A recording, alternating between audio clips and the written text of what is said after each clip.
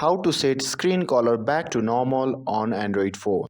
Hey everyone, welcome back to the channel. In today's video, I'll show you how to easily restore the screen color back to normal on Android phone.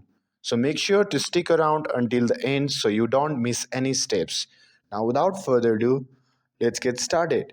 So first thing first, we need to open the settings menu. To do this, simply go to the settings. Once you are there, simply search for accessibility on the search bar.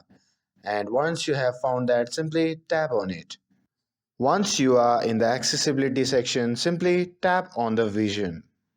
Here you will find a few settings we need to check. The first thing to check is color inversion. If this feature is enabled, it can make your screen colors appear reversed.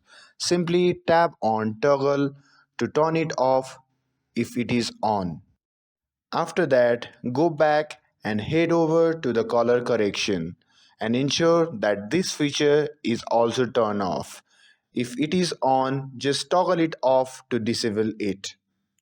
And that's it. By following these steps, you can easily restore your screen colors to normal on your Android phone.